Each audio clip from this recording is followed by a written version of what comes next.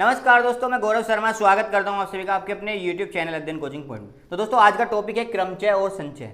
बहुत ही महत्वपूर्ण टॉपिक है और यूपीएसआई में यहाँ से 1 से 2 क्वेश्चन जरूर आते हैं। ठीक है, तो बड़े ध्यान से हम इस एक एक चीज़ को समझते चलेंगे। सबसे पहले मैं नंबर सिस्टम की बात करता हूँ, तो नंबर सिस्टम को लेके चलते हैं। देखो क्या क्वेश्चन है, ज्ञात करो कि 317095 से 6 अंकों की कितनी संख्याएं बनाई जा सकती हैं यदि किसी अंक की पुनरावृत्ति ना हो। ठीक है, पहले पुनरावृत्ति ना हो वाले क्वेश्चन देखेंगे और उसके बाद फिर पुनरावृत्ति होने वाले क्वेश्चन देखेंगे। ठीक है, तो इसने कहा 6 अंकों की, तो पहले 6 अंक बना लेते हैं। सबसे पहले क्या होता है, 1 फिर 10 फिर 100 फिर 1000 फिर 10,000 और फिर होता है लाख। तो 1 2 3 4 5 6 अंक हो गए। ठीक है, हमें 6 अंकों की संख्या बनानी है। अब ये कह रहा है ये नंबर यूज करने हैं 3 1 7 0 9 और 5। ठीक है, अब यहाँ पे हमें एक चीज समझनी है। क्या समझनी है कि हम जीरो को लाख वाले नंबर्स पे नहीं ले सकते, स्टार्टिंग में जीरो नहीं लगा सकते। अगर जीरो लगा देंगे तो ये 5 अंकों की संख्या बचेगी। ठीक है, और हमें बनानी है कितने नंबर की, 6 अंकों की। ठीक है, तो यही चीज है। अब इस लाख वाले नंबर पे हम कितने अंकों को रख सकते हैं, इनमें से 1 2 3 4 5 6 नंबर है। जीरो को नहीं रख सकते तो 1 2 3 4 5 नंबर्स को हम यहाँ रख सकते हैं। उसके बाद 10,000 वाले पे कितने रख सकते हैं भाई, एक नंबर तो यहाँ आ गया। ठीक है, एक तो फिक्स हो गया। अब इसके लिए कितने नंबर बचे, टोटल कितने थे 6। अब एक यहाँ आ गया, फिक्स हो गया, तो अब कितने बचेंगे 5। ठीक है, अब 2 नंबर फिक्स हो चुके, कितने नंबर बचेंगे 6 में से 4। 3 नंबर फिक्स हो चुके, कितने बचे 3, बचे कितने 2 और कितने नंबर बचे 1। इसी तरह से आप देखते चलेंगे। मतलब कहने का ये है, पहले लाख वाले नंबर पे 5 नंबर आ सकते हैं, जीरो को हटा के ये बाकी 5 कोई सा भी आ सकता है। इसी तरह 10,000 पे 5 नंबर इसलिए आ सकते हैं क्योंकि एक नंबर हमने पहले ही फिक्स कर लिया। ठीक है, बस इनकी मल्टीप्लाई कर देंगे, जो आंसर आएगा वही आंसर। 5 पंजे 25, 25 चौका 100, 100 तिया 300 और 300 दूनी 600। 600 इसका राइट आंसर होगा। ठीक है, बहुत ही ध्यान से एक बार और देख लेते हैं भाई। 6 अंकों की संख्या हमें बनानी थी और उसकी पुनरावृत्ति नहीं होनी चाहिए। अगर पुनरावृत्ति होती तो रूल चेंज हो जाता। ठीक है, तो सबसे पहले हमारे पास देखना है कि उसमें जीरो तो नहीं है। अगर जीरो है ना तो उसको तो हम यहाँ रख नहीं सकते। अगर यहाँ जीरो रख देंगे तो 5 ही अंकों की बनेगी, 5 ही अंकों की संख्या बनेगी, तो इसलिए हम जीरो को यहाँ नहीं रख सकते। ठीक है, तो यहाँ लाख वाले नंबर पर कितने नंबर रख सकते हैं, 1 2 3 4 5 नंबरों को हम यहाँ रख सकते हैं। ठीक है, तो 5 और इसी तरह से 10,000 वालों पे अब कितने, यहाँ पे जीरो को रख सकते हैं, यहाँ पे हम जीरो को रख सकते हैं। तो एक नंबर ऑलरेडी यहाँ फिक्स हो चुका है, तो 10,000 वाले पे अब कितने नंबर रख सकते हैं हम, 5 नंबर रख सकते हैं। इसी तरह से यहाँ फिक्स हो गया है, 2 नंबर फिक्स हो गए, अब 4 बचे, तो 3 नंबर फिक्स हो गए, 3 बचे, 2 नंबर फिक्स हो गए, ये बचे और ये बचा, ये हो गया। ठीक है, इसी तरह से अब हम देखते हैं अपना नेक्स्ट क्वेश्चन। दूसरा क्वेश्चन बिल्कुल सेम ऐसे ही लिया है मैंने। देखो क्या है, ज्ञात करो कि 0 1 2 3 4 5 से 4 अंकों की कितनी संख्याएं बन सकती हैं अगर किसी भी अंक की पुनरावृत्ति ना हो। ठीक है, तो हमें ये देखना सबसे पहले कितने अंकों की बनानी है, हमें 4 अंकों की। तो 4 के लिए हम क्या कर देंगे, यहाँ 1 नंबर होता है, यहाँ 10 होता है, मतलब इकाई होता है, यहाँ दहाई होता है। ठीक है, यहाँ 100 होता है, सैकड़ा होता है, और यहाँ 10,000 होता है, 1000 होता है। हमें 4 अंकों की बनानी है, तो 4 अंक हमारी ये हो गए। ठीक है, अब 4 अंकों की हमें संख्या बनानी, 4 अंक हमने यहाँ ले लिए। अब उन 4 अंकों पर रखने के लिए हमारे पास कितने अंक हैं, 1 2 3 4 5 6 अंक हैं हमारे पास प्रत्येक संख्या में रखनी। अब फिर से वही बात, हमें संख्या बनानी है 4 अंकों की। अगर हमने यहाँ जीरो रख दिया तो संख्या तो 3 अंकों की हो जाएगी, तो इसलिए पहले 1000 वाले नंबर पे जीरो तो रख नहीं सकते। तो इसके लिए कितनी वैल्यू है हमारे पास में, 5 वैल्यू, तो हमने इसके लिए 5 रख दी। अगले वाले के लिए भी 5 ही वैल्यू मानी जाएंगे क्योंकि यहाँ जीरो भी रख सकते हैं और एक वैल्यू यहाँ फिक्स हो गई है। अब हमारे पास 5 वैल्यू बची, तो 5 के बाद यहाँ रख सकते हैं। उसके बाद अब हमारी 2 वैल्यू फिक्स हो गई हैं, तो अब हमारे पास 4 वैल्यू बची। ठीक है, उसके बाद अब हमारी कितनी वैल्यू फिक्स हो गई हैं, 3 वैल्यू फिक्स हो गई हैं, तो हमारे पास कितनी वैल्यू बची, 3 वैल्यू बची। बात समझ में आ रही है भाई, एक ये फिक्स होगी, एक ये फिक्स होगी, एक ये, अब कितनी वैल्यू रह रही है 3, तो 3 रख सकते हैं हम यहाँ। ठीक है, अब इनकी मल्टीप्लाई कर दो, ये आंसर होगा 5 पंजे 25 चौका 100 तिया 300, यही इसका आंसर होगा। ठीक है, तो बहुत ही आसान तरीके से आप इनको क्वेश्चंस को कर सकते हो। इसी तरह के बहुत अच्छे अच्छे क्वेश्चन यूपीएसआई में देखने को मिलते हैं। बढ़ते हैं आगे अगले क्वेश्चन की तरफ।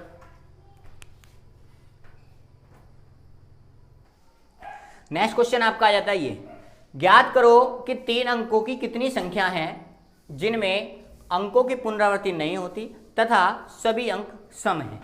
3 अंकों की हमें संख्या बतानी है। देखो सबसे पहले आपको पता होना चाहिए कोई भी संख्या बनाने के लिए हमें ये नंबरों की जरूरत होती है। 0 1 2 3 4 5 6 7 8 9 इतने नंबरों की हमें जरूरत होती है। सभी नंबर्स जो हैं इन्हीं संख्याओं से बनते हैं, ठीक है। तो इसने क्या कहा, सभी सम अंक हमको लेने हैं, तो हम इनके इसमें से सम को छाट लेंगे। क्या है हमारे 2 4, 0 को भी उसमें लिया जाता है, 2 4 0 2 4 6 और 8।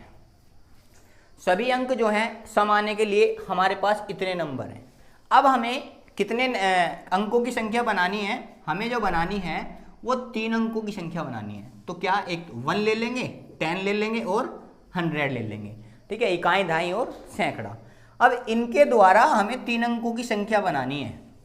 फिर से वही प्रोसेस, हमारे पास 0 है, 0 को तो हम यहाँ रख नहीं सकते, तो इस नंबर पे कितने तरीके से हम रख सकते हैं, 1 2 3 4 5, टोटल 5 थे, परंतु 0 को नहीं रख सकते, तो टोटल कितने तरीके हमारे इसके रखने के, 4, ठीक है। दूसरे पे आ जाते हैं। अब इसका एक नंबर फिक्स हो चुका है, ठीक है, एक नंबर फिक्स हो गया। अब हमारे पास तरीके कितने, टोटल कितने थे, 1 2 3 4 5 थे, अब 4 तरीके बचे, तो यहाँ तो हम 0 को रख सकते हैं, ठीक है। तो टोटल कुल मिला के कितने हो गए, 4 तरीके हमारे पास बचे, ठीक है।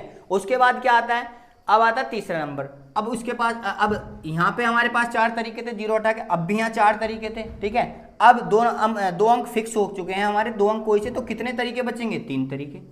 क्यों, क्योंकि कोई भी 2 अंक फिक्स मान लो, तो कितने बचे, 3, तो 4 चौक 16 3 48 इसका सही आंसर होगा, ये इसका सही आंसर होगा। अब बढ़ते हैं नेक्स्ट क्वेश्चन की ओर। नेक्स्ट आपका आ जाता है, ज्ञात करो कि 4 अंकों की कितनी संख्या है जिनमें अंकों की पुनरावृत्ति नहीं होती है। कुछ नहीं दिया है हमें, बस केवल ये कहा गया है 4 अंकों की कितनी ऐसी संख्या है जिनकी पुनरावृत्ति नहीं होती। तो हमें पता है कि संख्या हमारे पास कितनी है, 0 1 2 3 4 5 6 7 8 और 9, हमारे पास ये टोटल संख्याएं हैं।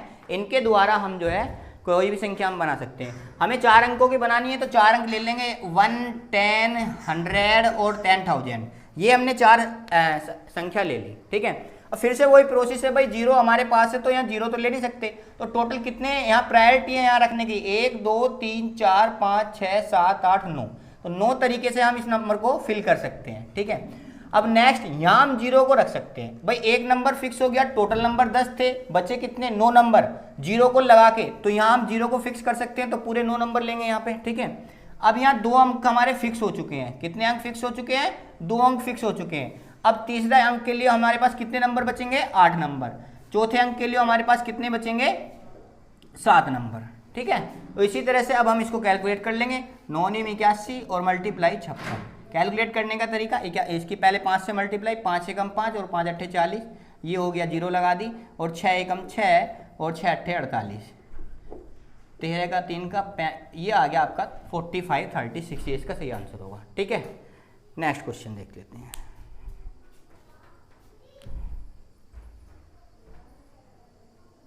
नेक्स्ट क्वेश्चन आपका आ जाता है, ये बहुत ही अच्छा क्वेश्चन है, काफी इंपॉर्टेंट क्वेश्चन है, ध्यान से देखेंगे।